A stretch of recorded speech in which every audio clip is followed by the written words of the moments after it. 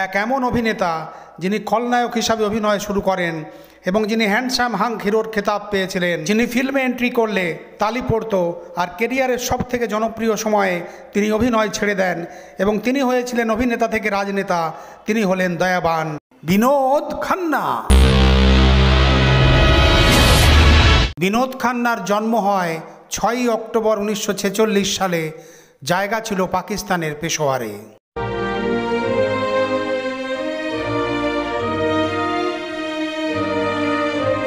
তার জন্ম হয় এক পাঞ্জাবি পরিবারে। বাবার নাম ছিল কৃষ্ণচন্দ্র খান্না, যিনি একজন নামকরা বিজনেসম্যান ছিলেন, আর মায়ের নাম ছিল কমলা খান্না। বিনোদ খান্নার 5 ভাই বোন ছিল, 2 ভাই আর 3 বোন। বিনোদ খান্নার ভাইয়ের নাম ছিল প্রমোদ খান্না।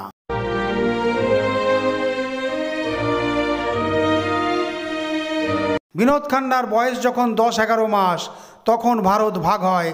14ই আগস্ট 1947 সাল।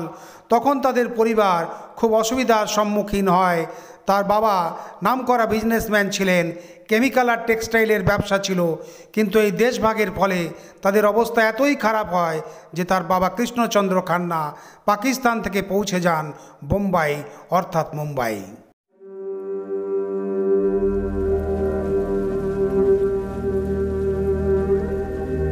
আর সেখানেই তার পড়াশুনো শুরু হয়। সেন্ট ম্যারিস স্কুল থেকে পড়াশুনো শুরু করেন। কিন্তু 1957 সালে বিনোদ খান্নার পরিবার মুম্বাই থেকে দিল্লি চলে আসেন, আর ফের তিনি দিল্লি পাবলিক স্কুল মথুরা রোডে ভর্তি হন। দিল্লিতে 3 বছর থাকার পর বিনোদ খান্নার পরিবার আবার মুম্বাই চলে আসেন। সেই সময় বিনোদ খান্নার বয়স ছিল 14 বছর, আর তখন তার বাবা তাকে এক বোর্ডিং স্কুলে ভর্তি করে দেন, বার্নে স্কুল দিওলালি, যেটা নাসিক ডিস্ট্রিক্টে ছিল।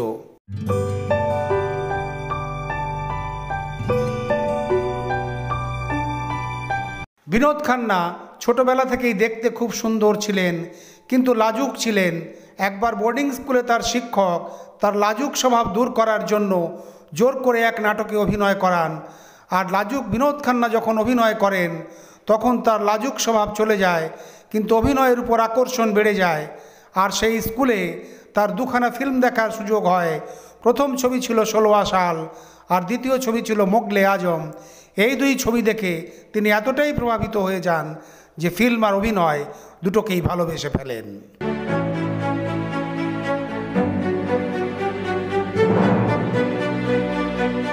স্কুলের পর বিনোদ খান্না কলেজ জয়েন করেন, স্যান্ডেম কলেজ মুম্বাই, যেখানে তিনি কমার্সের ডিগ্রি সম্পূর্ণ করেন।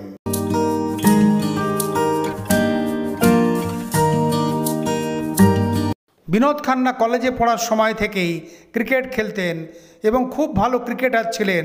তিনি টেস্ট ক্রিকেটার বুদ্ধি কন্দনের সাথে ক্রিকেট খেলেন, আর এরপর একনাথ শোলকারের সাথেও ব্যাটিং করেছিলেন। বিনোদ খান্না 4 নম্বরে ব্যাটিং করতেন। বিনোদ খান্না একদিন বুঝতে পারেন যে তিনি কখনোই বিশ্বনাথের মতো ক্রিকেটার হতে পারবেন না, আর তখন থেকেই ক্রিকেট খেলে নিজের কেরিয়ার তৈরির কথা নিজের মন থেকে বের করে দেন।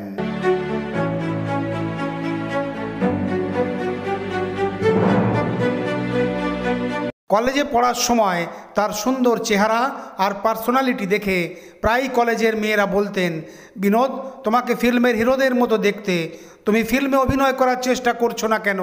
কিন্তু ফিল্মের সাথে দূর দূর পর্যন্ত কোনো সম্পর্ক ছিল না বিনোদ খান্নার। কিন্তু বিনোদ খান্নার ভাগ্যে সুপারস্টার হওয়া লেখা ছিল, তাই তিনি ফিল্ম থেকে দূরে থাকবেন কি করে?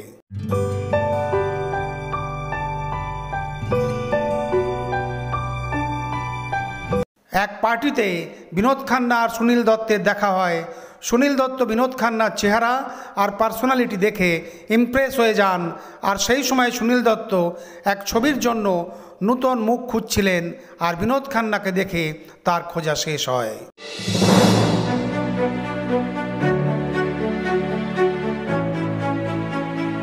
সুনীল দত্ত বিনোদ খান্নাকে জিজ্ঞাসা করেন, তুমি আমার ছবিতে কাজ করবে? এই কথা শুনে বিনোদ খান্নার খুশির ঠিকানা থাকে না, আর তিনি সঙ্গে সঙ্গে রাজি হয়ে যান। কিন্তু যখন এই কথা বাড়িতে এসে বলেন তখন তার বাবা খুব রেগে যান, আর তিনি বিনোদকে ছবিতে অভিনয় করতে বারণ করেন। मैंने सोचा था कि पढ़ लिख कर तुम में कुछ अक्ल आ जाएगी, मगर मैं ये देख रहा हूं कि तुम में तो अपना भला बुरा परखने की भी तमीज नहीं। তখন অনেক বোঝাবার পর বিনোদ খান্নার মা তার বাবাকে রাজি করান, কিন্তু তার বাবা তাকে 2 বছর সময় দেন। আর এই সময়ের মধ্যে যদি তিনি কিছু করে দেখান তাহলে ঠিক, না হলে এই ফিল্মের লাইন থেকে একদম সরে যেতে হবে আর নিজের ফ্যামিলি বিজনেসে মন দিতে হবে।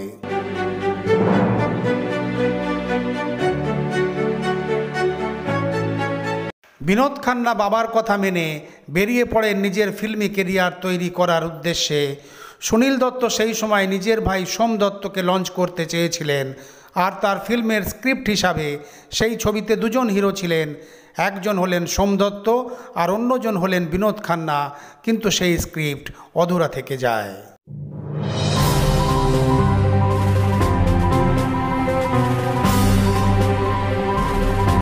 আর তখন তেলেগু ছবি কুমারী পেন, এই ছবির রিমেক বানানো হয়। ছবির নাম ছিল মন কা মিত, আর এই ছবিতে হিরো ছিলেন সোম দত্ত আর হ্যান্ডসাম ভিলেন হন বিনোদ খান্না।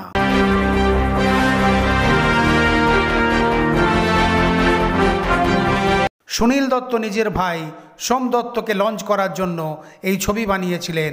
এই ছবি সুপার ফ্লপ হয়, কিন্তু ভিলেন বিনোদ খান্নার অভিনয় কেউ ভুলতে পারেনি, আর বিনোদ খান্না ফিল্মে আর এক ধাপ এগিয়ে যান।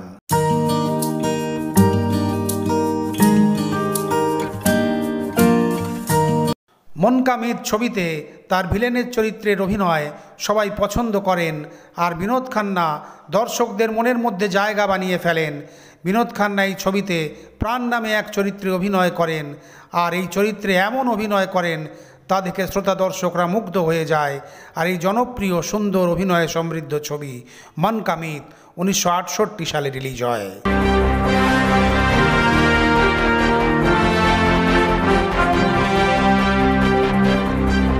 আর এই ছবি রিলিজ হওয়ার 7 দিনের মধ্যেই বিনোদ খান্নার পাশে ছবির লাইন লেগে যায়, আর তিনি কিছুদিনের মধ্যেই প্রায় 15টি ছবিতে সাইন করে ফেলেন। কিন্তু প্রথমে তিনি ভিলেনের চরিত্রে অভিনয়ের অফার পেতে থাকেন।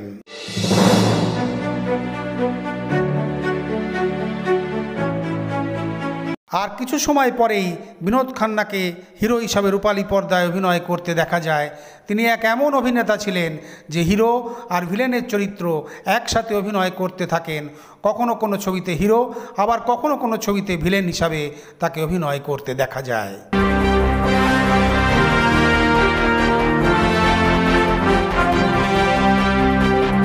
1969 সালে তিনি নতিজা ছবিতে কাজ করেন, আর এই ছবির পর তিনি সুযোগ পান একটা ভালো চরিত্রে অভিনয় করার। চরিত্র ছিল সিআইডি ইন্সপেক্টর প্রধানের। ছবির নাম ছিল সচ্চা ঝুটা। এই ছবিতে তাকে রাজেশ খান্নার সাথে অভিনয় করতে দেখা যায়।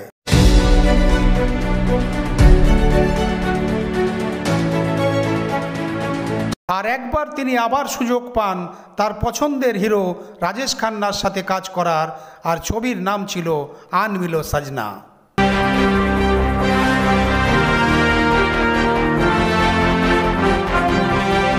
রাজেশ খান্নার সাথে কাজ করে বিনোদ খান্নার খুশির ঠিকানা ছিল না। রাজেশ খান্না যখন ছবিতে অভিনয় করতেন তখন অন্য কারো অভিনয়ের দিকে চোখ যেত না দর্শকদের, কিন্তু বিনোদ খান্না নিজের অভিনয় দক্ষতার দ্বারা দর্শকদের তার অভিনয়ের উপস্থিতি দেখাতে পেরেছিলেন।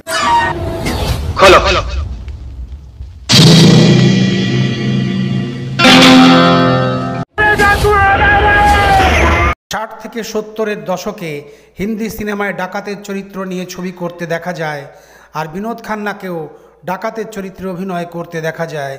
রাজ খোসলাজি একটা ছবি বানিয়েছিলেন, ছবির নাম ছিল মেরা গাঁও মেরা দেশ, যে ছবি 1971 সালে রিলিজ হয়। এই ছবিতে বিনোদ খান্নার সাথে ছিলেন হিম্যান অফ বলিউড ধর্মেন্দ্রজি, আর এই ছবিতে একের পর এক বিপজ্জনক স্ট্যান্ড করতে দেখা যায় বিনোদ খান্নাকে।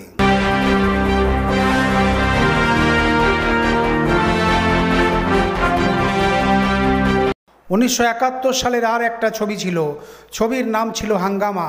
এই কমেডি ছবিতে বিনোদ খান্না প্রীতমের চরিত্রে অভিনয় করেন, আর এমন অভিনয় করেন যে শ্রোতা দর্শকরা মুগ্ধ হয়ে গিয়েছিল। বিনোদ খান্নার সফলতায় তার মা বাবা খুব খুশি ছিলেন। भगवान तुझे लंबी उम्र दे बेटा। इस बार तो बहुत लंबा इंतजार करवाया, 2 साल के बाद आए। 1971 সালে আর একটা ছবি এসেছিল যার নাম ছিল রেশমা और সেরা। এই ছবি এক সুপারহিট ছবি ছিল। এই ছবিতে অনেক অভিনেতা ছিলেন, কিন্তু তবুও তিনি তার অভিনয় দক্ষতা প্রমাণ করেছিলেন।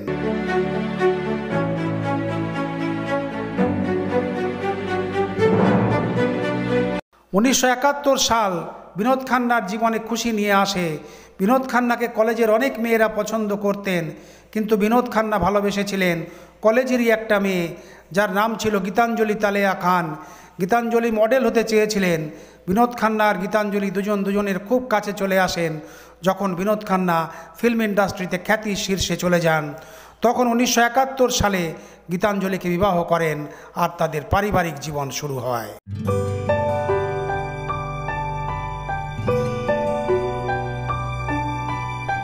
যদিও বিনোদ খান্না ভিলেনের চরিত্রে অভিনয় করতে থাকেন, কিন্তু সঙ্গীতকার আর নির্দেশক গুলজারজি বিনোদ খান্নাকে এক হ্যান্ডসাম হিরো হিসাবে দেখতেন।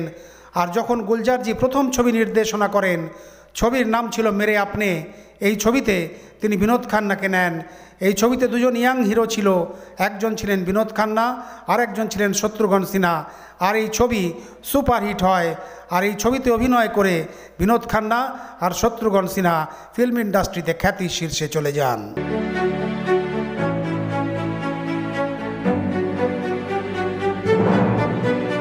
এরপর বিনোদ খান্নার কাছে ছবির লাইন লেগে যায়, তিনি ফিল্ম ইন্ডাস্ট্রিতে খ্যাতির শীর্ষে চলে যান। এই ছবিতে বিনোদ খান্নার গলায় কিশোর কুমারের একটা গান শ্যুট হয়েছিল। গান ছিল 1973 থেকে 1975 সাল পর্যন্ত বিনোদ খান্না অনেক ছবিতে অভিনয় করেন, যেমন কচ্চে ধাগে, अनोखी आदा, धमकी, 5 दुश्मन, प्यार के रिश्ता, हाथ की सफाई, कुमारा बाप।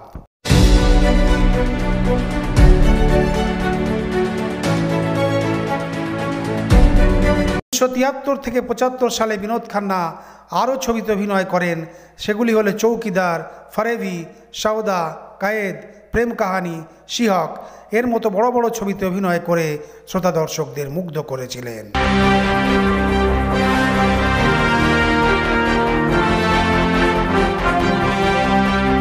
এইভাবে তার হিট ছবির লাইন লেগে যায়। এরপর গুলজারজি আর একটা ছবি বানান। ছবির নাম ছিল আচানক। এই ছবিতে বিনোদ খান্না এমন অভিনয় করেছিলেন যে তিনি রিয়েল ডায়মন্ড হয়ে যান।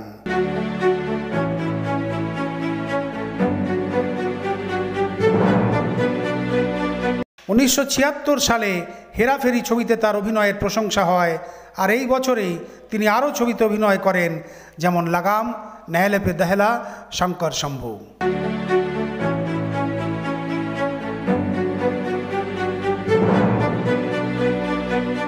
আর তখন বিনোদ খান্নাকে সবাই অমিতাভজির জায়গায় দেখতে আরম্ভ করেন, কিন্তু বিনোদ খান্না সবসময় বলতেন নম্বর 1 আর নম্বর 2 এটা তো মিডিয়ার কথা, আমরা দুজনে একজন আরেকজনের প্রতিদ্বন্দ্বী, আর আমাদের 1 নম্বরের দৌড়ে অংশ নেওয়া উচিত নয়।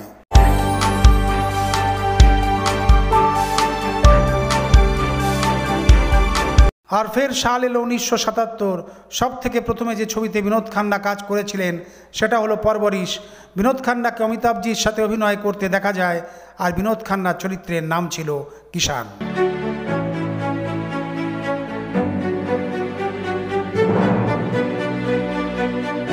আর সেই বছরেই আধা দিন আধি রাত, খুন পাসিনা আর হাতিয়ারা এই সব ছবি রিলিজ হয়েছিল।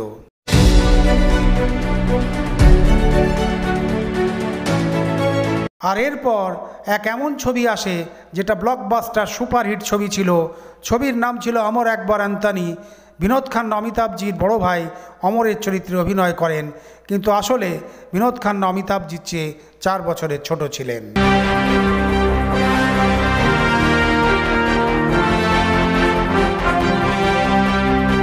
আর এই ছবির পর বিনোদ খান্না আর অমিতাভজিকে সমান অভিনেতা হিসাবে ফিল্ম ইন্ডাস্ট্রিতে সবাই বলতে থাকে, দর্শকরা কম্প্যারিজন করতে থাকে, আর সবাই বিনোদ খান্নাকে অমিতাভজির চেয়ে পপুলার বলতে থাকে।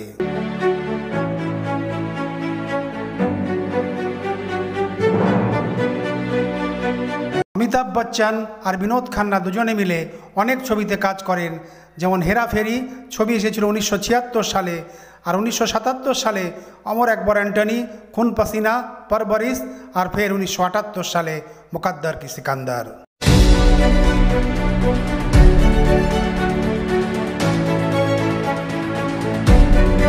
আর ফের সাল এলো 1979, রিলিজ হয় ছবি মীরা।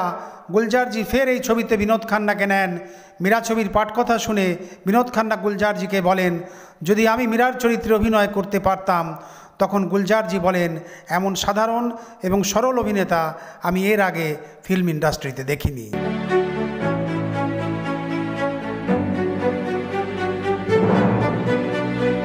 সবাই বিনোদ খান্নার প্রশংসা করতে থাকেন।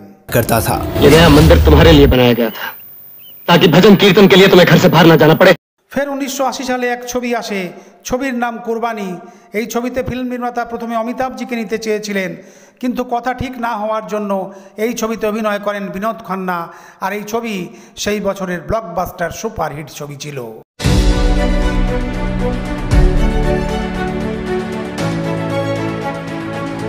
এই ছবি করার পর বিনোদ খান্না আর ফিরোজ খানের খুব ভালো বন্ধুত্ব হয়। আর এই বন্ধুত্ব দুজনে আজীবন রেখেছিলেন, এমনকি মৃত্যু পর্যন্ত রেখেছিলেন।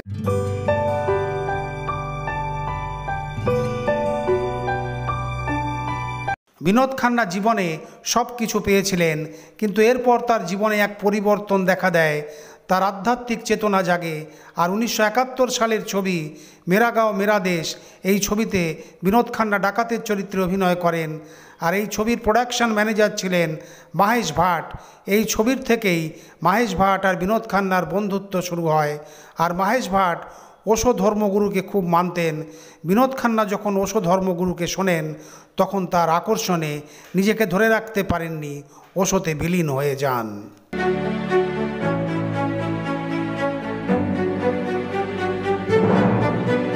ওশো ধর্মগুরুর সাথে বিনোদ খান্না দেখা করেন। আর ওশো ধর্মগুরু বলেন, তুমি সন্ন্যাসী হতে তৈরি আছো? বিনোদ খান্না বলেন, আমি জানি না, কিন্তু আপনার প্রবচন আমার খুব ভালো লাগে। তখন ওশো ধর্মগুরু বিনোদ খান্নাকে 6 জন গুরুর গল্প শোনান। আর বিনোদ খান্না ভাবনায় বিলীন হয়ে যান।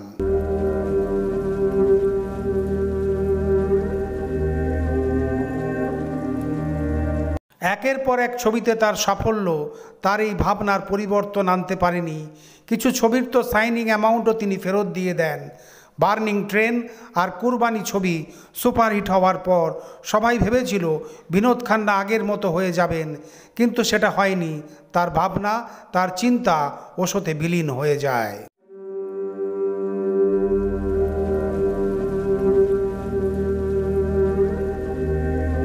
বিনোদ খান্নার মার্সেডিস গাড়ি পুনার দিকে রওনা হতো আর থামতো ধর্মগুরু ওশোর আশ্রমের বাইরে।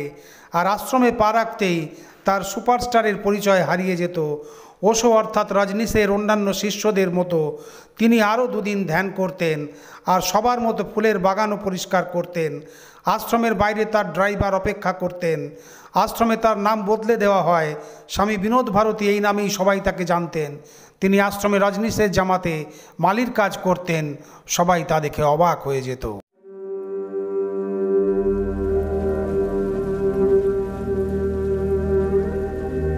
বিনোদ খান্না শুটিংয়ের সময় রজনীশের শিষ্যদের মতো জামা পরে আসতেন।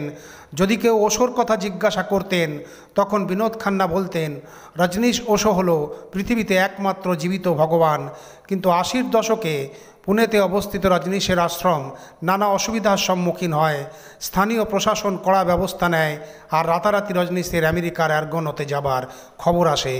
নিজের শিষ্যদের সাথে রজনীশ সেখানে থাকতে চান, যার মধ্যে এক শিষ্য ছিলেন বিনোদ খান্না।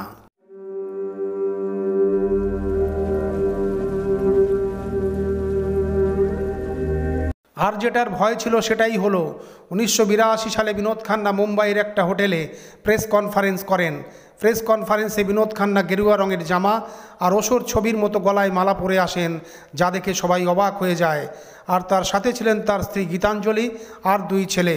বিনোদ খান্না প্রেস কনফারেন্সে ঘোষণা করে দেন, আমি ফিল্ম ছেড়ে দিলাম আর বলিউড ছেড়ে অর্গ্যানের রজনীশপুরমের আশ্রমে যাচ্ছি। আর এইভাবেই বিনোদ খান্না নিজের স্ত্রী আর বাচ্চাদের ছেড়ে আমেরিকার অর্গ্যানে চলে যান।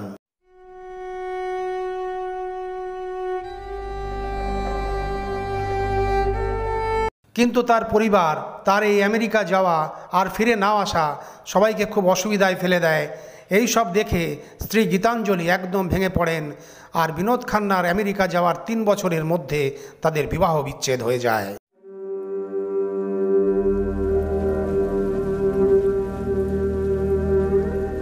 বিনোদ খান্না বলেছিলেন, যখন আমি ফিল্ম থেকে সন্ন্যাস নিয়ে চলে যাচ্ছি তখন আমার অনেক ফ্যান এবং কাছের লোকেরা বলেছিল, আপনার এই সিদ্ধান্ত একদম ভুল, আপনি পাগল হয়ে গিয়েছেন।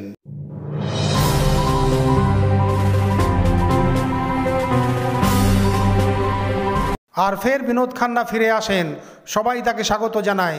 1987 সালে দুটো ছবি রিলিজ হয়, ইনসাফ আর সত্যমেব জয়তে, আর তার ছবি সত্যমেব জয়তে সুপারহিট হয়।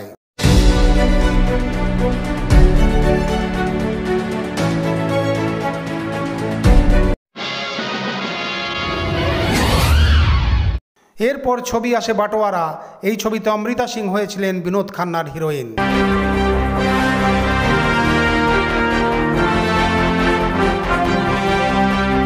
বিনোদ খান্নার বন্ধুর কথা এলে তার অনেক বন্ধু ছিল, তার মধ্যে খুব কাছের বন্ধু ছিলেন ফিরোজ খান। যখন বিনোদ খান্না সন্ন্যাস নিয়েছিলেন তখনও ফিরোজ খান তার সাথে ছিলেন। একটা ছবি ছিল যেটা সাউথের ছবি ছিল, যার রিমেক বানানোর জন্য অনেক পয়সা দিয়ে রাইট কিনেছিলেন ফিরোজ খান, আর তিনি নিজের বন্ধুর জন্য অপেক্ষা করতে থাকেন। কিন্তু মনে হয় জ্যাকি শ্রফ এই ছবিতে অভিনয় করবেন, কিন্তু যখনই বিনোদ খান্না ফিরে আসেন তখন বিনোদ খান্না হন দয়াবান। আর এই ছবি বিনোদ খান্নার ফিল্মি কেরিয়ারে এক নাম করা ছবি ছিল, আর এই ছবি 1988 সালে রিলিজ হয়েছিল।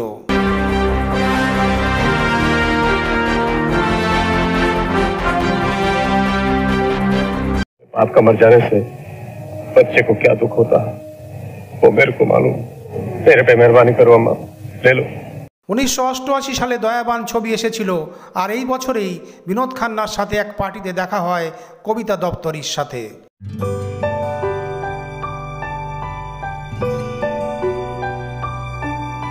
আর এই দেখা আস্তে আস্তে বন্ধুত্বে পরিণত হয়। আর ফের বিনোদ খান্না সিদ্ধান্ত নেন কবিতাকে বিবাহ করবেন। একদিন বিনোদ খান্না ব্যাডমিন্টন খেলা সেরে সোজা পৌঁছে যান তার বাড়ি আর বলে ফেলেন মনের কথা। প্রিয় প্রাণেশ্বরী। আর এইভাবেই কবিতাজির সাথে বিবাহ হয় বিনোদ খান্নার। সাল ছিল 1990।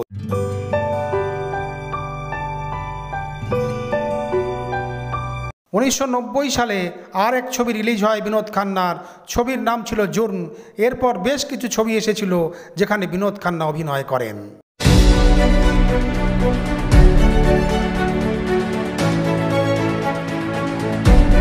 এরপর বিনোদ খান্না নিজের ছেলে অক্ষয় খান্নাকে লঞ্চ করেন।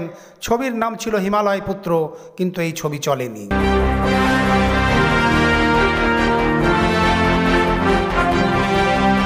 বিনোদ খান্নার সাথে যদিও গীতাঞ্জলির বিবাহ বিচ্ছেদ হয়, কিন্তু গীতাঞ্জলি আর 2 ছেলেকে বিনোদ খান্না খুব ভালোবাসতেন।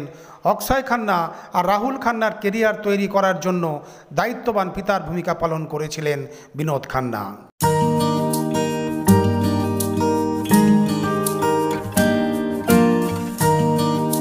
কবিতা আর বিনোদ খান্নার দ্বিতীয় বিবাহে তাদের 2 বাচ্চা হয়, এক মেয়ে শ্রদ্ধা আর ছেলে সাক্ষী খান্না। সারা জীবন বিনোদ খান্না 4 ছেলে মেয়ের খুব কাছে ছিলেন।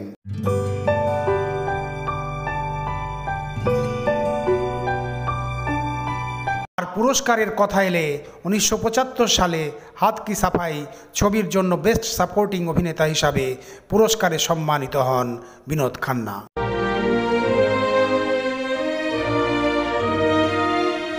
1999 সালে ফিল্মফেয়ার লাইফ টাইম অ্যাচিভমেন্ট অ্যাওয়ার্ডে তাকে সম্মানিত করা হয়।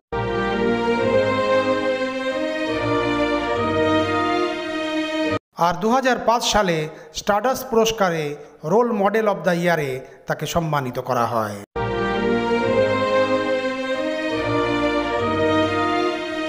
আর এলো 2007 সাল, বিনোদ খান্নাকে সিনে লাইফ টাইম অ্যাচিভমেন্ট পুরস্কারে সম্মানিত করা হয়। আর 2017 সালে বিনোদ খান্নাকে দাদা সাহেব ফালকে পুরস্কারে সম্মানিত করা হয়।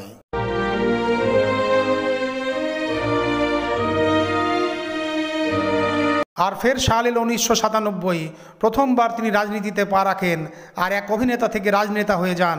ভারতীয় জনতা পার্টি জয়েন করেন বিনোদ খান্না। আর পরের বছর লোকসভা নির্বাচনে গুরদাসপুর থেকে তিনি সংসদ হিসাবে নির্বাচিত হন।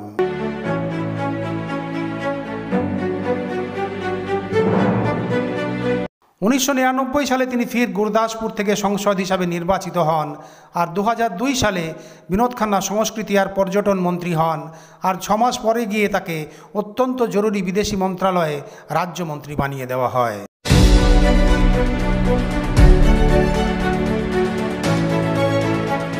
বিনোদ খান্না বলতেন, রাজনীতিতে আমি এসেছি অটল বিহারী বাজপেয়ীজির ভাষণে প্রভাবিত হয়ে। তিনি আমার আদর্শ। আর বিনোদ খান্না হেমা মালিনীজিকে রাজনীতিতে নিয়ে এসেছিলেন।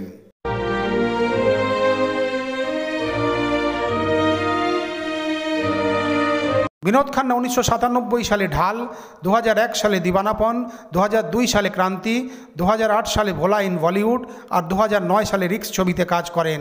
এই ছবিতে বিনোদ খান্না আন্ডারওয়ার্ল্ড ডন হিসাবে অভিনয় করেন।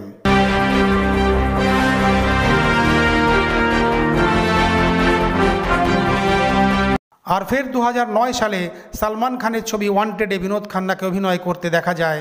আর এই ছবিতে তিনি সলমান খানের বাবার চরিত্রে এমন অভিনয় করেছিলেন যা দেখে শ্রোতা দর্শকরা মুগ্ধ হয়ে গিয়েছিল।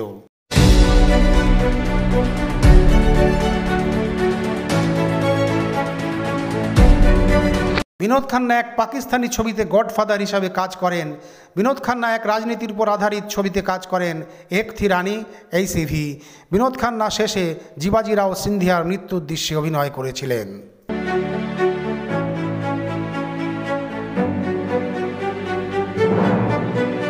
এই ছবির শুটিংয়ের কিছুদিন বাদে বিনোদ খান্নার একটা ছবি সোশ্যাল মিডিয়াতে ভাইরাল হয়। এই ছবি দেখে সবাই অবাক হয়ে যায় যে এটা বিনোদ খান্নার ছবি। এত রোগা, এত অসুস্থ। আসলে বিনোদ খান্নার শারীরিক অবস্থা খুবই খারাপ হয়, কারো সাহায্য ছাড়া তিনি চলতেই পারতেন না। আর শরীর আরও অসুস্থ হয়। আর ফের হলো তারিখ 27 এপ্রিল 2017। বিনোদ খান্নাকে NH রিলায়েন্স ফাউন্ডেশন হাসপাতালে ভর্তি করা হয়। বৃহস্পতিবার 11:20 তিনি শেষ নিঃশ্বাস ত্যাগ করেন।